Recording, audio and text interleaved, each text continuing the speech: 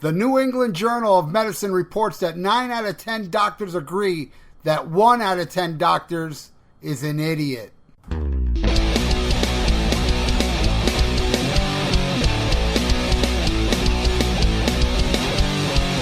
a jam, a swim, this is down. It's my podcast. This guy's insane. Rock your brain. It's just a sound. A Steve here about.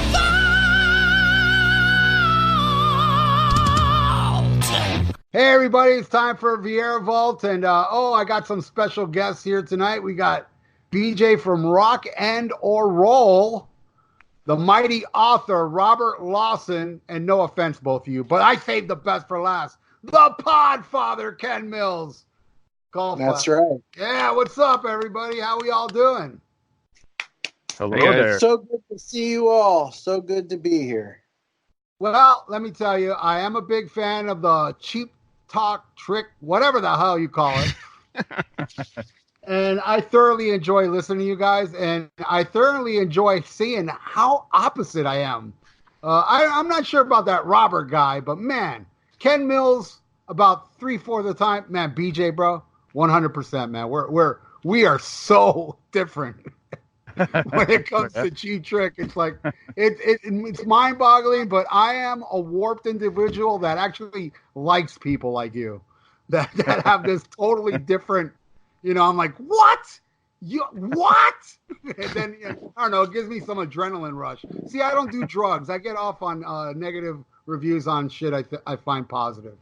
And so I listen to you guys all the time, and actually, I was like, God, I want to do one of these talk things, like round table. What do you call it, Ken? Yeah, round table. Yeah, I want to do a round table, and I want to do a round table on Cheap Trick, and this will be different because you're gonna have me here, Mr. I love every Cheap Trick song that sucks, and it's gonna be fun, going back and forth. And what we're gonna do is we're gonna breeze through every album. And, we're not going to spend too much time on each album. We're just going to say our thoughts. And BJ, if you have anything to throw in, because you are the Cheap Trick encyclopedia, as well as Robert, me and Ken are clueless, right, Ken? Yeah. I'm just sitting here with my pants down once again. Wow, man. Just like me. Well, let's go real quick around the table. BJ, tell me how you discovered Cheap Trick. I don't know. Just being a record collector and a big rock and roll fan. I mean, they're just one of those bands that you learn about when you get into, I started with Kiss, but just really loved 70s rock and just bought everything or listened to everything. So I think the earliest records I got were like In Color and Dream Police. I remember getting the first album and that being like a real revelation because it's so different. It's not at all what you expect when all you've heard is like Dream Police, What year was this? What year when you acquired your first 2 Cheap Trick albums? Oh, it was probably late 80s, early 90s. Okay, all right. Like right at the end of my teenage years, probably. And I know I was in college when they became my favorite band. Cool. How about you, Robert? When did you discover Cheap Trick? Mine's a little different in that I can actually pinpoint it to the exact date. Ooh. So, like Brian, I was a big Kiss fan, so went to see them on the Love Gun tour. So I can pinpoint it to, I knew nothing about Cheap Trick, and of course they only had the one album out. But on July 21st, 1977, that's when it started for me because I saw Cheap Trick for the first time. And then my dad had the first 2 albums, so after that I would listen to them a lot. And when Heaven Tonight came out, I bought that with like newspaper delivery money or something, and that was it. Right on. How about you, Ken?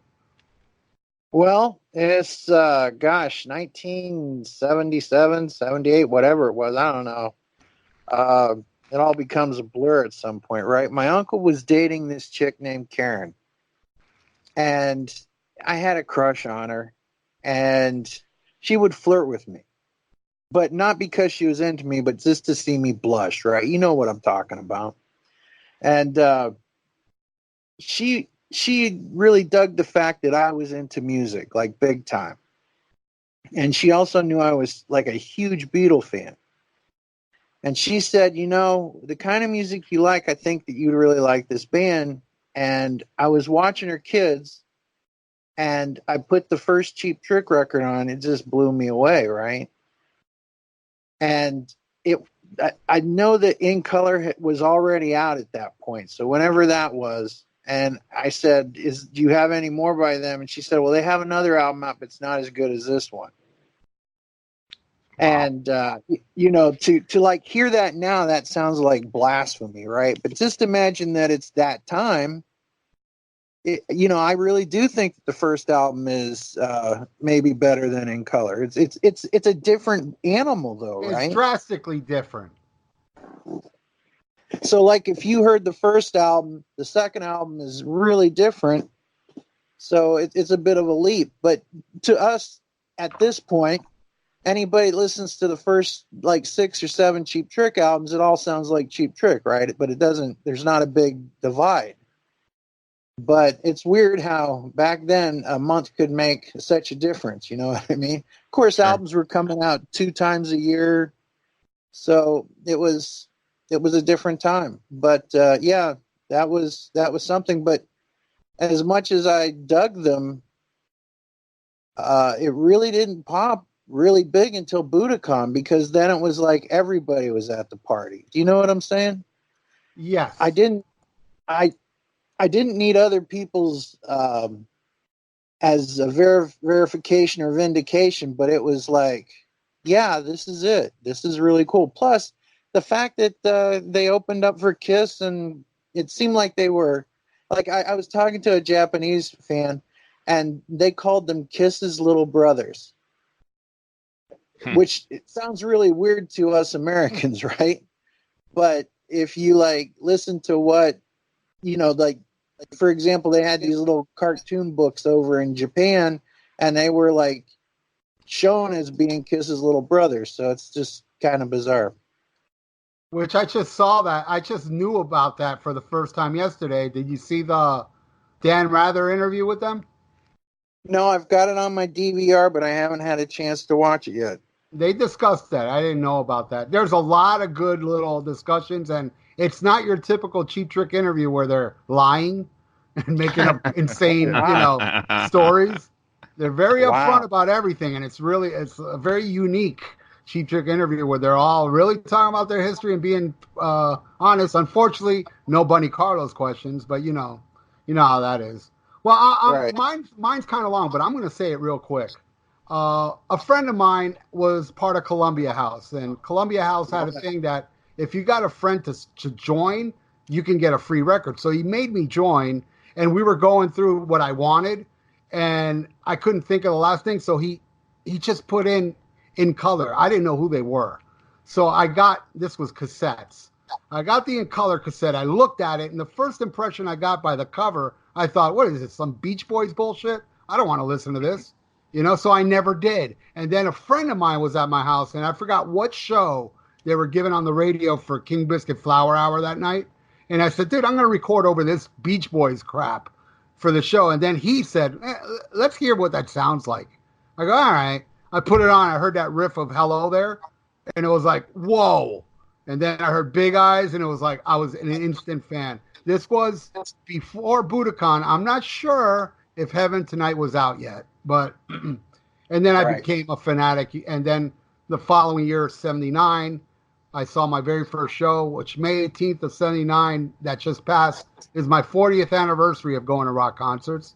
And I lost count, but I know it's well over 100 times I've seen Cheap Trick. And, and I absolutely love them. But there is a dark period for me with Cheap Trick that you guys absolutely love. And it's going to be an interesting topic when we get to them.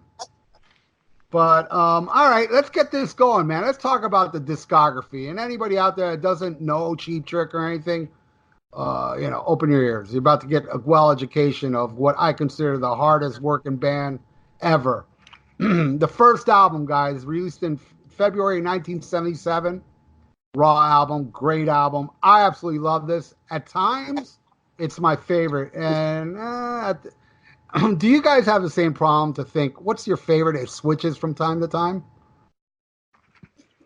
Sort Yeah, of, yeah. absolutely. Like I'm kind of interested to see, like, if someone were to listen to Cheap Talk, I wonder if I've like switched positions on anything. Because seriously, it can, depending on the day, right? Yeah. Yeah, today is not the day. Today is not my favorite album, the first one. Today, I'm a little more into Heaven Tonight. That's my favorite for now. But I can see Dream Police replacing that one. But anyway, absolutely love this album, and now we're gonna throw this to each of us. So what you think about this album? Then we're gonna pick our favorite and least favorite. But for now, all I gotta say is every song on this album's awesome. I don't think, and then answer the question. I want you all to answer this question. I don't think Cheap Trick has ever made an album that sounded like this ever again. But I think they kind of you hear a little bit of it in the 97 album. Like, you let a lot of people down and stuff like that. Kind of Yep. reminds me of the dark vibe of the first album. But I think this one stands on its own as a whole. It's just an amazing album. I absolutely love it. Solid 10. What do you think, BJ? I think it's a fucking monster of a record. It's got to be my favorite Cheap Trick album. There's a couple that are close competition, but this album's like an amalgamation of everything I love, which is hard rock, punk rock, power pop, metal, glam rock. Like it's such a cool fucking record. And Jack Douglas picked the songs, and he said he picked it as like I saw one interview where he said he picked the political songs. It's like he picked the dark songs, and he picked the songs that had topics that weren't just about girls, Right. Because Rick Nielsen had a pile of like 50 songs to choose from when they made this record, and a lot of them were just about chicks, But that's not what Jack Douglas really picked for this record.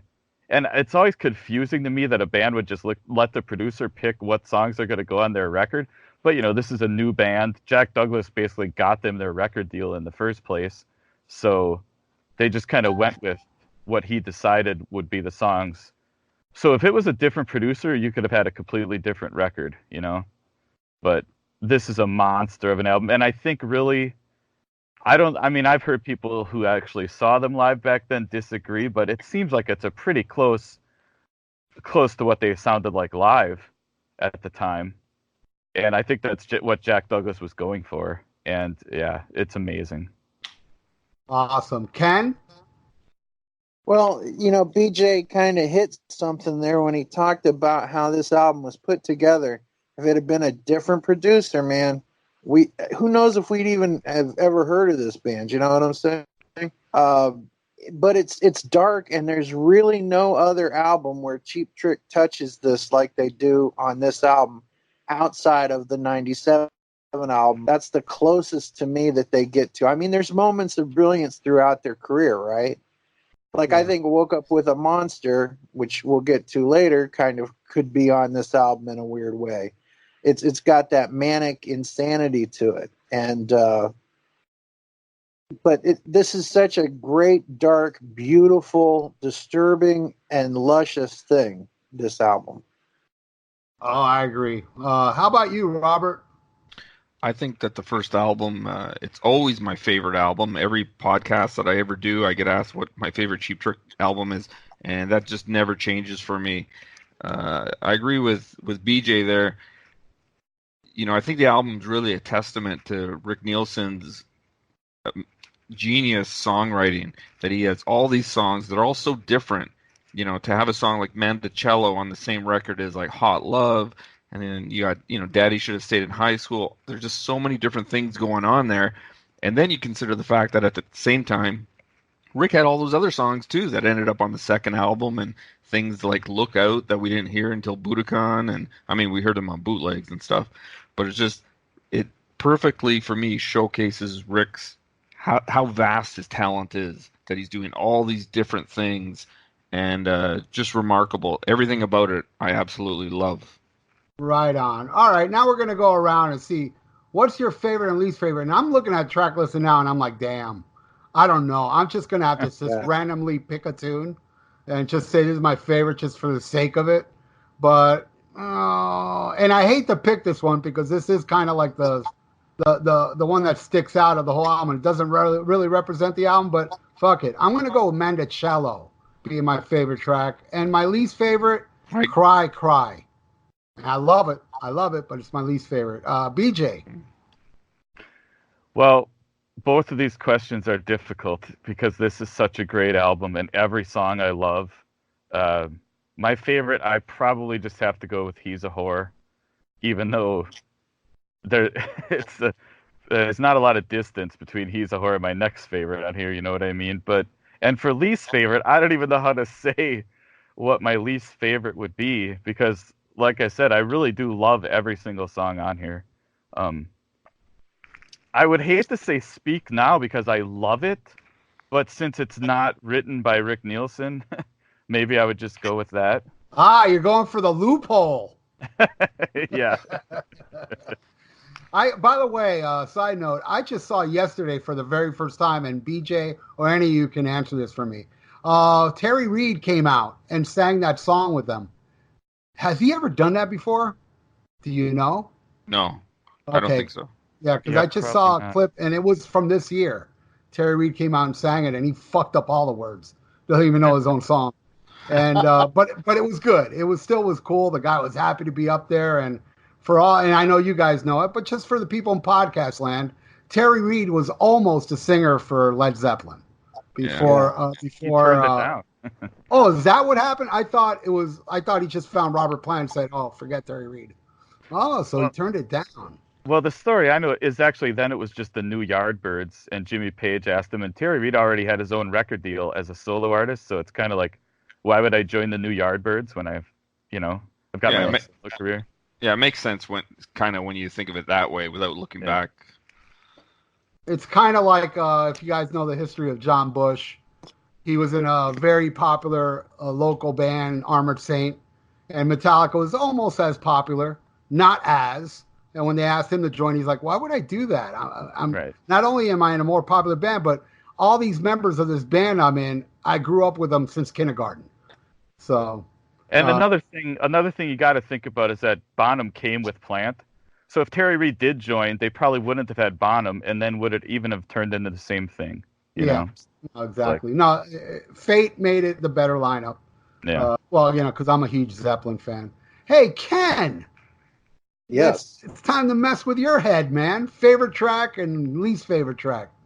Well, because I love so much of this stuff, I'm gonna do an A B, but I'm gonna give you the answer, okay? But I just want to preface that. No, you're gonna do an A and a side one. Yeah, there, Yeah, and start it with Hello Kitties, okay? yeah.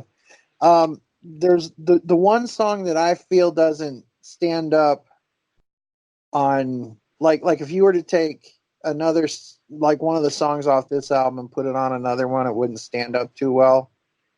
But I feel this is one of those perfect albums, right? So it's hard to think of this as taking it apart from it. But I went with Cry Cry. As your favorite. No, as my Oh. least favorite. Oh, what was your favorite again? I'm sorry. Well, yeah, I'm getting there. Okay. It's a line up and a pitch, right? When you listen to Mandocello, it is so damned amazing, and they don't really get to that spot too often. I mean, there's maybe 7 more times throughout their career, or maybe more, I don't know, where they touch something as beautiful as that, or at least get close to it. But that is an amazing song. But on the other hand, is it really indicative of Cheap Trick, right? It's one of their colors, it's one of their sounds, but He's a Whore is so damn amazing. So that's where the battle is, right? I'm gonna go with He's a Whore for right now, and that's nothing against Mandocello. It's just it rocks. Tonight I'm a rocker. Tomorrow I might be more into my feelings, and then I would have said Mandocello. So tonight I'm rocker. So I gotta say this. I think this is the only Cheap Trick album I'm gonna have a hard time picking my favorite. Yeah. right. I think Plus- this is the only one. I gotta put that out there. I'm a whore. So All right, cool. True. Robert. I'm in line with everybody here that the record is just so good. It's really hard to break it apart. I recently, well, I guess while I was working on the book, I made sure that I found a copy of the original CD just so I could hear it in the wrong order or the right order or something. But right now, my favorite tune is definitely Hot Love because I sing the Conan O'Brien version of that in the shower almost every day. yeah, but that's not on this album. The what? That is not on this album. That Yeah, that's version. on music for hangovers, man. But it could be a tie with Mandocello because I think that's just a beautiful song. I also think it shows Rick's, that wacky point of view that he has. I mean, it's a beautiful song, but then he names it after the instrument that's being played on the song. Like, if the song's not about the instrument of Mandocello, he just calls it that because he's playing one on it. It's just like that weird kind of thing. Like, it should be called almost anything else. And I'm sure when the album came out, most people didn't know what a Mandocello is. A lot of people might still not know. So that's always a weird one for me. But I love it. I love it. Did you guys meet that girl? Oh, not Robert, you weren't there. BJ and Ken, did you meet that girl at the Rockin' Pod that had Mandocello lyrics tattooed on her? No. Yeah, Tracy Ashulis. Yeah, Tracy. Yeah, I took Tracy. a picture of her arm. I was like, I gotta take a picture of that. I love Tracy. I got a question I for all you guys Tracy. too. I got a question that on that Dan Rather interview, he mentioned that Rick Nielsen's dad, which was an opera singer, sang on a song. I don't know what song that is. I think he sang on something on Dream Police. I've seen a newspaper article about that. I don't know if he's credited or anything though. So, but I think if I remember right, it was something on Dream Police. I wonder what song that was, because I'm thinking maybe Gonna Raise Hell. I don't know. I'd have to listen. You have to listen closely because I don't remember no opera singing. And the only opera I remember hearing on Cheap Trick is Heaven Tonight, but it's clearly a female singer. The way it ends. Well, maybe he Yeah. did voices, Voices. Or maybe he went in the studio and then they didn't use it. Yeah, that could be. Probably. All right, BJ, I'm going to let you go into In Color. Okay. What? Just say what I think of it? Yeah, say what or- you think of it, and then throw it to Ken. Well, I mean, it's probably my second favorite Cheap Trick album. It's an incredible record. Not quite. It's got maybe a couple of songs that I don't like quite as much as, the first album. Like the first album, you could literally almost just throw a dart to pick your favorite song and your least favorite song because the songs are all so good. I think it's probably a little more defined on this one, which are my favorite. But Tom Werman took them in a completely different direction, but the songwriting is so good. The performances, everything about it is, great. So it's pretty interesting that they shifted their sound so dramatically from album to album, but it's just the drastically different visions of the producers, really, Right. Yeah. But the songs are so great, so. Oh, yeah. So, yeah. So Ken Mills, what do you think of In Color? I think it's great. I feel that Tom Werman gets a lot of unnecessary shit from some band that I love about this record because it's That's a classic. not true. Tom Werman is very responsible of selling millions and millions of albums, and that's not cool. I agree. I Well, agree. they hated it so much that they worked on the next two albums with him, Yeah, Yeah. It sounds like Motley Crue too, right? Yep. Yeah. Robert Lawson, your thoughts on In Color? Love and Color. I'm glad you brought up that thing about Tom Werman. It's a really weird thing. I always feel bad when bands talk shit about albums that I love. It really makes me feel like we're not on the same page as much as I think we are. So when the guys talk about this album, I just don't get it because honestly, Big Eyes, Downed, Come on, so good to see you. Right there, that's like 4 of my favorite Cheap Trick songs of all time. And I don't have a problem with the production either. I think Big Eye sounds great. Oh yeah. The way that they did it originally. So to say anything bad about the album, I just don't get it. And I do agree. Clive Palmer and I have had this conversation many times that they're looking back at history with sort of tainted glasses because, as you guys pointed out, if the producer was such a bum, why would you ever work with him again? They should have shown him the door, and you'd never, hear from him again. So I don't know. I guess we'd have to find some interviews from the time that the album came out. I would imagine that they were not talking so badly about Tom at that time. It's a great record. If you're only going to have 2 Cheap Trick records in your collection, this is the start. This is the first 2. And it was my start. Like I said, this is the first one I heard, became an instant fan. I love this. It's got a good summertime feel. This is a good album to crank on the beach. Did some Van Halen too. I just love the hell out of this album. And as I said, now that we're gonna pick favorites, least favorites going to be tough on some albums, but favorites are going to be easy for me because on this album, and it's not a hands down type situation. It's just a nudge better than all the others for me. I'm going to go with Big Eyes being my favorite track on this album. Mm-hmm. And even if it wasn't recorded the way it was, and I'm not saying this to be countercultural because it's their biggest hit, but I do love I Want You to Want Me, but I love it more when I go see them live do it, even though it's so expected and burnt out. But, believe it or not, I'd rather see them do I Want You to Want Me than fucking I Know What I Want. I'm like, why do they keep playing that?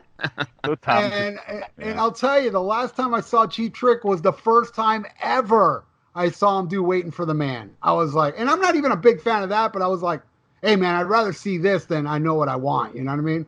And I like I Know What I Want, but geez, for it to be such a staple. Last time I saw him, they did both. What? I heard about that. God, I heard about that. Tom Peterson must have been worn out after that one. The Tom Peterson Band. Did you see BJ? Did you see him recently? Yeah, that was less than a year ago. With Robin's son now on stage? Yeah. He was incredible. They did Magical Mystery Tour, and he sang the chorus. Right. The kid can sing. I was very, very impressed with him. But, all right. Well, BJ, favorite and least favorite? Well, the favorite is really hard. It's between 2, Big Eyes and Come On, and it's really hard to pick which one. I think I have to go with Big Eyes, but that's hard. And least favorite is You're All Talk, definitely. Do you dislike that song? No, I don't dislike it, but it's definitely would be my least favorite on here. Okay, right on. And it took me forever to realize Big Eyes was about breastises. I didn't know that. I thought it was about a chick with big eyes. Ken. My least favorite track off of In Color is You're All Talk. Okay. The best song on the album, I feel, is Come On. That is a song for any person that's ever been in a relationship. It's like, come on, let's not make this a bad night. You know what I mean? We can make this a great night or a bad night. Let's make it a good one. Come on. Right on. How about you, Robert? I guess I would probably go with You're All Talk, although I Want You to Want Me is pretty played out for me at this point. Probably played out for me a long time ago. I was gonna try to cover BJ there because he was saying he couldn't really choose between Big Eyes and Come On, so he went with Big Eyes. So I was gonna say Come On, but then Ken covered that too. You really can't go wrong with any of them. So maybe I'll add another one in the mix and just say Downed, because I think Robin's vocal performance on that is absolutely incredible. For people who maybe have only heard a couple of Cheap Trick songs on the radio, and whoever you think your favorite vocalist is, listen to this and change your mind. Exactly. And then say bye-bye to your Freddie Mercury. All right. Heaven Tonight is the next one. And I'll let Ken go into this one first. What does Heaven Tonight mean to you, Ken? It's about plumbing, toilets and stuff like. No, American Standard. No, it's about four guys in a bathroom. No, it's a great album. I feel that this is one of those times that they like reached another level, right? And it's pretty good because they're building on each album, right? There's another piece of the Cheap Trick puzzle, right? Right. There's some amazing stuff on here. The cover's a lot of fun. They continue the thing with the two guys on the front and the two guys on the back. Just nothing I can say bad about it, really. I mean, when you think about it, we've got the openers and the closers for the concerts from now on till the end of time, so it's really setting a stage here. Right on. How about you, Robert? Like I think I said in my intro, this was the first album that I actually owned. I wasn't just borrowing my dad's copy. So this is a really important record for me. I would play it top to bottom, back and forth, just continually as a kid. So every song on here to me is like a 10 out of 10 almost. That I have such fond memories of it. And when I was a kid, I didn't really know the difference between like the good songs and the songs that weren't good, or the singles and the deep cuts. When I was a kid, I just kind of absorbed everything, and I didn't know it at the time, and I just sort of realized that a few years ago that I used to do that. So I wouldn't know that Surrender is like the big hit, and Taking Me Back is not. So I just loved it all on an equal level. High Roller gets really high points with me. And, of course, the title track, Heaven Tonight, which also has the Mandocello on it. Stiff Competition, it's too great. There's nothing you could take off of this record. It's absolutely fantastic. Yeah, I agree. Like I said earlier, this is at the moment my favorite Cheap Trick album. It might change with Dream Police because Dream Police is so good. But when I was a kid, though, Robert, I had the opposite effect. I wasn't into Taking Me Back and On the Radio.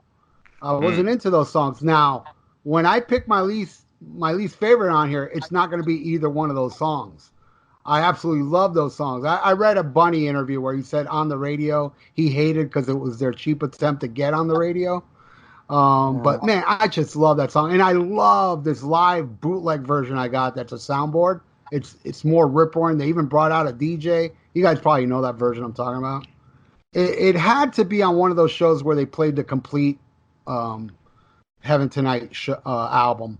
Yeah. But I absolutely love this album. I think at most of those shows they brought out like a local DJ to do that part. Well, that DJ they brought out on that, he was perfect. He did it fast and great. Yeah. I saw it in New York, and they brought out Ira Robbins from Trouser Press to the DJ part. That was awesome. How'd he do? Did he do good? Did he do it fast? Oh, yeah. Cool. All right, BJ, what do you think of Heaven Tonight? It's a great record. I would say On the Radio feels a little bit like filler. Maybe, I don't know if that's blasphemy, but I felt that way as a kid, but I grew up. Yeah. I matured. How are you is a little bit like I Want You to Want Me Part 2. I like it, but yeah, it's a great record. So. Remember? So On the Radio would be your least favorite on here? Yeah. What would be your favorite? On Top of the World is fucking massive song. So incredible. One of their best songs, in my opinion. How about you, Ken? Well, again, it's hard to pick something that's bad off these. I mean, there's some of these albums are just so stellar, it's tough. I'm going to go with Hello, How Are You as the least favorite track. And the reason for that, like BJ mentioned, if I Want You to Want Me, the Tin Pan Alley version off the second album was bad, why the fuck did you do the same thing again, right? I don't know what they were trying to work out, but, I hope it all worked out. As far as best song on the album, God, this is tough because, you got On Top of the World, Surrender, Heaven Tonight, Stiff Competition. Yeah, I'd go with Auf Wiedersehen, number 2. Yeah. Now, Ralph, I know you're into porn like I am. No, but there was a movie, not like you, way worse than you. Way worse. But there was a movie called Stiff Competition about a blowjob contest, I've never And seen I that one. remember, Let me write that yeah, down. yeah, you need to find it. But I always thought, I wonder if that song is somehow used in that movie. And then when I finally did get to see it, like in the '80s, it was like, darn, it didn't. But someone should recut it. Anyway, Stiff Competition's great. Heaven Tonight is epic. On Top of the World is majestic. But damn, I love Surrender. So tonight, I'm going to go with Surrender. All right. Surrender to me is like the perfect song. How about you, Robert? What's your favorite and least favorite? Favorite has got to be probably a tie between High Roller and Heaven Tonight. No ties, you got to pick one. Okay, I'll say Heaven Tonight. Yeah, well, okay. Yeah. But for least favorite, I would actually, to be honest, I would, for a change, I'd probably say Surrender. Just not that My God. not that I don't still love the studio version, but I'm all about non-hits these days, and when you go to see them live and they're only doing a 40-minute set, and right away there's like 8 songs or something that people feel they have to play. That doesn't sit really well with me, and that might be a topic for a different conversation. But like if I was seeing them live and there was one song I wouldn't want them to do, I'd love for them to swap any of those expected songs with like anything else. So that's my pick. Right on. My favorite song off this album is my second favorite Cheap Trick song, actually. My favorite's on the next studio album. And that would be, yes, I agree with BJ and Ken. On Top of the World is up there. It's like, and it's always a treat when they play that one live, because when in Florida, they throw it out now and then. And my least favorite, I'm sure it'll be a unanimously, and believe me, I love the song, but I'm telling you, man, I'm going to pick every song over this one. And I'm sure you all disagree with me, but California Man. How do you like those apples, guys? That works for me. I mean, it's all subjective, right? Yeah, and I'm not picking it because it's a cover. I honestly do like Taking Me Back on the radio.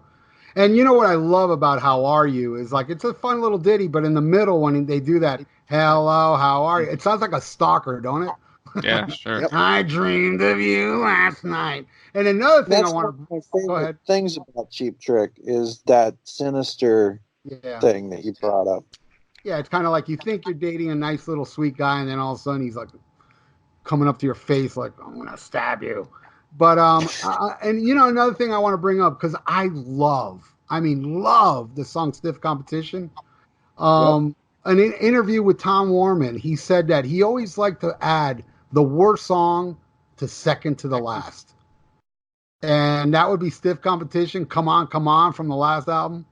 I mean, that's pretty wild to think that, Stiff Competition, Come On were like his least favorites on here, That's insanity.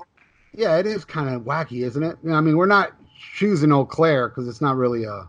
Right. Well, you'll probably like Stiff Competition more after you find that movie.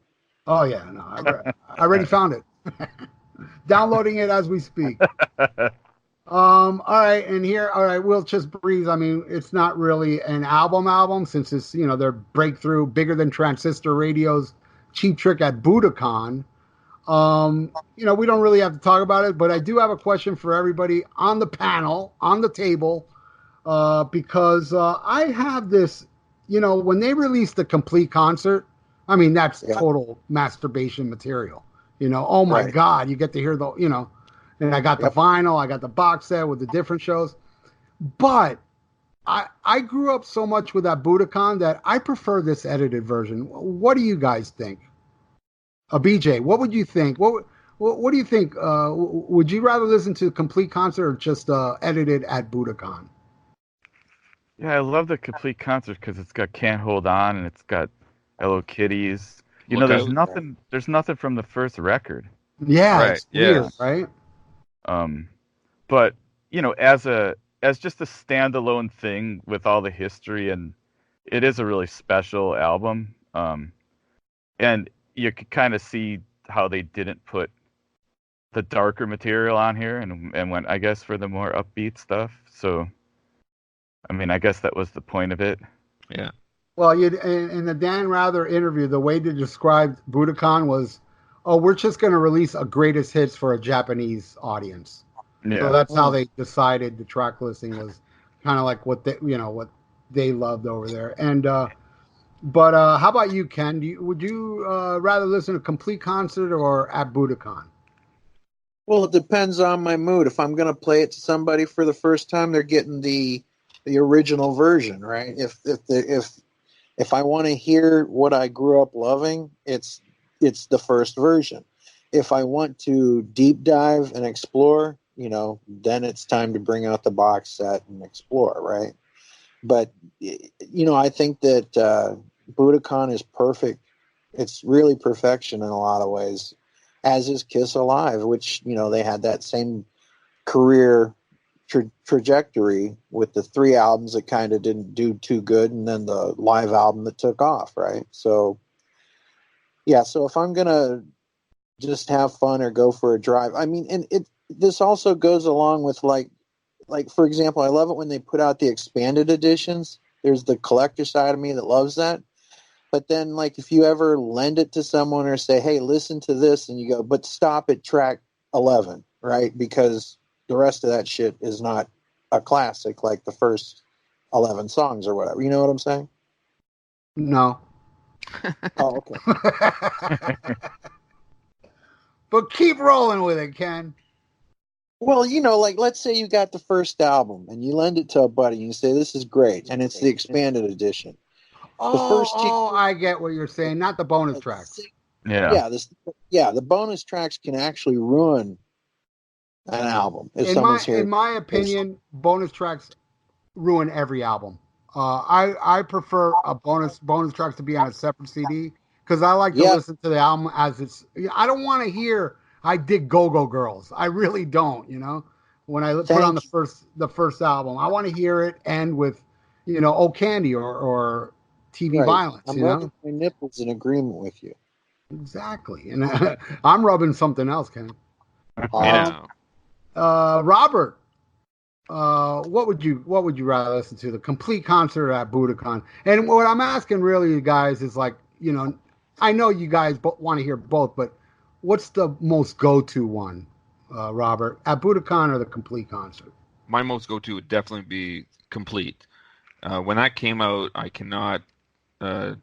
just can't exaggerate what it meant to me to finally hear all those other songs, especially stuff off the first album, which, like Brian said, they cut all of that stuff from at Budokan. But I still have fondness for the original at Budokan. Obviously, like you guys, I grew up on it, and when I hear it now, it's very nice and it brings me back to a lot of memories. But I love hearing full shows, and I like hearing Cheap Trick really raw and dirty. And Complete Budokan just does that for me. When that came out, that was like a really big event for me. So, do you ever go back to at Budokan, or you just been stuck on complete concert? No, sometimes I'll throw it on, and yeah, it brings back a lot of memories of when that was all that you had. That was the only live Cheap Trick album that I had. I wasn't into bootlegs yet, so that was it. So yeah, I have a lot of fond memories of it. I own a couple of different versions of it on CD, so I'm not opposed to it at all. Man, remember the very original one where Robin Zander's voice is shot during Good Night Now? There's a few issues with that CD. You're talking about the original, the original one that came out, and they used the wrong tapes that hadn't been overdubbed yet. So when you hear the intros at the beginning of Ain't That a Shame, how they rotate, it's like Robin plays a little bit, Rick, Bun, Tom. You're right. Yeah, I remember that. So on the original one, when Robin plays his part, it's not too good. It's pretty clunky. And then on the actual Budokan album that came out, Rick has overdubbed and fixed those parts. So that's pretty neat to hear. There's a few errors like that on that original CD, which when I heard about that, I had to get a copy of it just to hear those mistakes. I was bummed, because I was like, what the hell? This ain't my Budokan, because you got to remember at that time when CDs were brand new, it was like, I'm depending on you, and it's not like what I grew up on, but I love it. Yeah, it's like when I got my first copy of the first Kiss album on cassette, it had the live version of Nothing to Lose on there. They put the wrong. I've heard about that. Yeah, actually, yeah, BJ. I bought the vinyl and it had the live and I was so pissed. And then I wrote it online, like, what the fuck? And what somebody said, I don't know how true this is, that the guy that plays piano on the song was a holdout for some reason. So they scrapped it and put a live version. So Oh, they were that's having a problem with the piano player. Somebody said online, I don't know how true that is, but it does make sense if you think about it. yeah. All right, now we go into what's going to be my favorite Cheap Trick album tomorrow, Dream Police. This is one I waited for so long. What was it, 8 months? Yeah. Whatever it was, 8 months in 1979 was like 8 years. You know, It time was. went by so slow And back. they had it done before Budokan came out. hmm Right. It was all done, but they delayed it because of the success of Budokan, and I waited so long. But I remember reading about Gonna Raise Hell. I remember I Know What I Want, writing on the wall. I remember reading about these songs on the album, and just so anticipating this damn album. And then when it finally came out, boy, was I not disappointed. I feel this is and Tom Warman agrees with me because I think he even said it when you interviewed him, BJ. This is the album he's most proud of every album he's ever done. You know, he thinks this is the best production he's done, and I have to agree. The strings on this album, the performance, it's kind of a slick production, but you can hear kind of a dirtiness in it as well. I think it just has the best of both worlds when it comes to Cheap Trick. It's all encompassed on this album, and I absolutely love this. And as I said, tomorrow, 24 hours from now, it's the best Cheap Trick album, man. Robert, what do you think of Dream Police? I love it. I don't go back to it that often anymore, but when it came out, it was a real big record for me. Um, Again, I didn't really distinguish between what were the good songs and the not so good, or what were the singles. So Voices right away was a favorite. Houses Rockin', Way of the World. I loved all that stuff as a kid. Now, as a slightly older kid, uh, Gonna Raise Hell is like my masterpiece off this record. It's just so dark and phenomenal. And then all the vocal performance on Voices as well is just fantastic. I love it. I think the album is when they started to begin to be a little bit overproduced. It doesn't have quite that raw sound of the first album, but they're moving forward, and at this point, they've probably got too much money, so they're spending a lot of it in the studio, and just a great record. Not A great at this record. time. Not at this time, Robert. Remember, this was done before Budokan. Well, but I Right. mean, they've been successful in the sense that they've just been on the road a lot and playing, so they seem to be upping the production values. But I have no issues with this album, and I thought it was really cool at the time to hear Tom sing "I Know What I Want," and it's funny that now we're at a point that people can be tired of seeing it live when it was such a rarity to see him at the mic for a long time. And when I said that May 18th show, which was at Budokan Tour, they played it that night. I Know What I Want. So the first time I ever heard that song was live, and it was great. And I do like the song. Don't get me wrong. It's just I don't want to hear it live no more. You know, I'm done. You know. But BJ, what do you think of Dream Police there? It's a great record. I like the production a lot. I think it sounds really big. I was thinking it's interesting that the only one they complain about that Tom Warren produced was In Color, and maybe that's because almost all the songs in Color were old songs that they were doing in their live set at the same time as all the stuff on the first album, and so those were heavier songs. They were, they started out as heavier songs, and then they kind of got that slicker production, whereas the stuff on Dream Police was written with maybe more this kind of production in mind from the get-go, Yes. But That's a really good point. yeah. Yeah, And I always think it's really interesting that they didn't get the chance to have the Budokan success and then say, all right, this is our shot at, really being successful, and we got to make a record that's really going to be a big hit. And yet Dream Police is so well done that it feels like they were doing that, even though they weren't, So good point. All right. I talked about it, right? Well, BJ, favorite to least favorite. Well, my favorite is Way of the World. It's just a majestic song. Robin Zander is so amazing on it. I love the melody. That's just one of my favorite Cheap Trick songs. And least favorite, I'd probably just have to go with I Know What I Want. That's my Okay. least favorite. Uh, Ken, you did talk about Dream Police, right, as the album, or did I skip you? You skipped me, but it's okay. I got to No, pick no, no. mine. Talk about it, and then give me your Yeah. favorite and least favorite. I'm sorry. Well, everything was teed up. I mean, this is just taking a look at like media right at the time, magazines. Everything that Cheap Trick had been working towards came to fruition here. You know what I'm saying? Because people were now familiar with it because of the Budokan album. Now everybody was ready for it, and it was weird because we went from seeing like Cheap Trick singing songs about murder, suicide, and all these things, and then they're in the 16 magazine because of this album, right?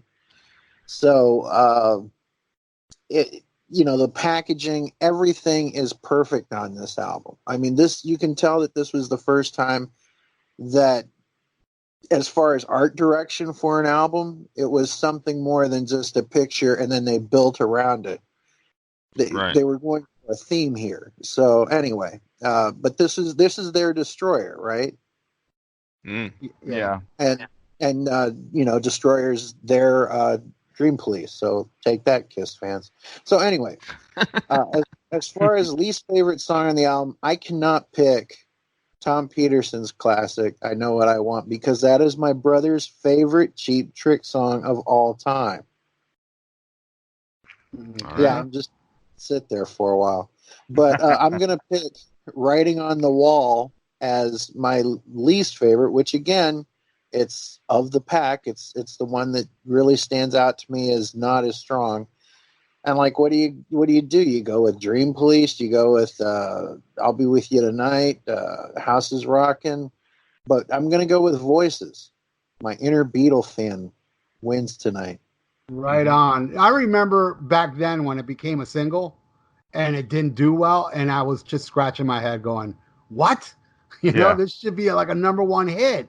How Yeah, is this how is not that? top How is 10? that not a classic rock radio song to this day? It It's so just, it confusing. floors me. It Yeah, floors me. Okay, I remember when it did hit the radio and they released it as a single, and then it just came and went, and I was like, wow. Because that song to this day when it comes out of that part where it goes your voices, and then it Yeah. builds up and it goes hmm into the chorus at the very end. The Mhm. fur always, to this day, the fur always rises on that little section, and that guitar solo from Steve Lukather is perfect. Every single note is so good. It's just an amazing ballad, and I don't blame you for picking that one. But as you know, my favorite song's on here, and I'll let you know what it is after we hear from Robert. About Dream Police?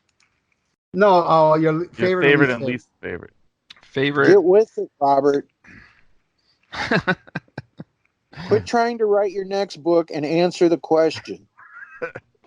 I've got a wee drama scotch going on. This is going to get real fun in a few Hey, albums from do now. you guys want to Oh, guess who his next book is about? Ah, Thrash or Die. nailed it. It's going to be a pamphlet.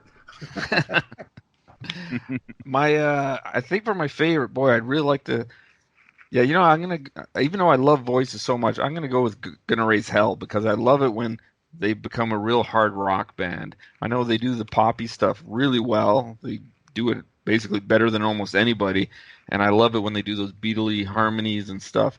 But then when they really rock out, I love that stuff. So I'd go with Gonna Raise Hell is my favorite. Least, uh, man, I don't. Dream Police probably actually. Right on. A song they've had since the first album, but they couldn't figure out the bridge. So that's why it took so long for it to release. My favorite is my all-time favorite Cheap Trick song, and it's BJ's favorite on the album. Way of the World is my favorite Cheap Trick song, hands down. If I was to pick a second favorite, it'd definitely be Gonna Raise Hell. And my least favorite would be I Know What I Want. And I do like the song, but I think it got tainted because of all the time seeing it live. But and another interesting thing I want to bring up is how side 2 starts with "I'll Be With You Tonight." Now that song, I absolutely love that song. As we know, part of Hot Tomato with "Taking Me Back," the old song. But notice in that song, it's the first song to start side 2, and they say the word "tonight" a lot on that song. But yet it works. Now, fast forward to 1985, Tom Warman produced "Theater of Pain," and the first song on side 2 is "We Need a Lover Tonight," and they say "tonight" way too much on that one, and it doesn't work. I mean, my opinion, doesn't work. Don't forget the Spinal Tap song, "Tonight I'm Gonna Love You Tonight." Yeah. Where they actually say it twice in the title. Yeah. And Joey Ramone covered "I'll Be With You Tonight." Yeah. Do you guys want an interesting tidbit about the album cover? Sure. I talked to Paula Schur, who designed all the album covers, the first 4. And she told me that none of them could agree on the picture for the cover, so she thinks only one of their heads is the original head, and all the other 3 guys she had to paste a head on from a different picture so that they all like the picture. So it's pretty fun to look at the cover and try to figure out whose head is the real head. Wow. And that was back in the day before Photoshop, where she just had to cut that all out, and glue That's it. That's like this Dynasty picture, the same situation. And look it up. I heard that's not Vinnie Vincent. Oh yeah, I looked it up. Looks weird. Yeah, it was a mannequin, I think, and they put Vinnie Vincent's head on it. That's what I heard. Well, but which in retrospect would have been a better thing to do. Period. Yeah. No comment. I can't talk about Vinnie Vincent anymore. But the first Cheap Trick album was like that too. Robin is not the correct photo. Yeah, maybe. Silence all across the board. Clive has a copy of it. I think he's posted online before of the original photo of the first Cheap Trick album, and Robin is just different. So the picture of Robin on the front, all 4 of them were not standing together. They changed Robin from like an alternate shot. Right. We'll have to get Clive to throw it up. She said it was hard to get a picture where all 4 guys could agree, so they end up having to paste somebody in. Brian, it's really good that you brought that up about that Dream Police photo shoot, because I heard Robert is working on an expanded edition. So, just like he listened to Cheap Talk and would take notes. So. All right, guys, this is enough for this episode. Join us next week when we continue with the Cheap Trick discography, right, dudes? Yeah, right. I can't wait. Yeah, me and BJ have it out, I think. Absolutely. We'll see, because I know me and him do. I listen to Cheap Talk. I'm like, what the hell is this guy talking about? You're either going to have it out or you're going to get it on. Yeah, you got it going on. Got to get it on there, BJ. Till next week, Schmack 'em a gob. Schmack 'em a gob. See you in part 2.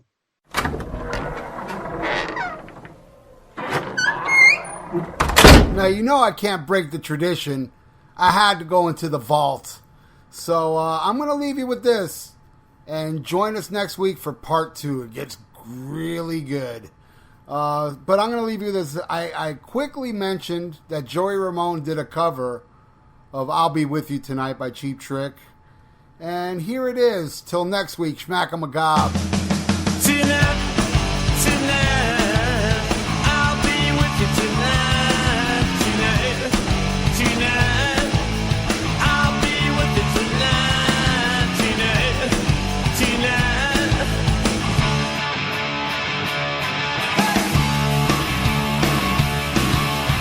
You got me burning with desire.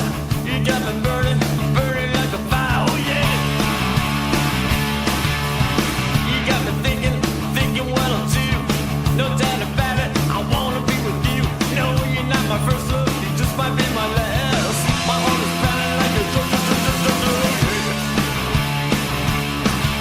Tonight will be the first night that I've been in love with you. You get me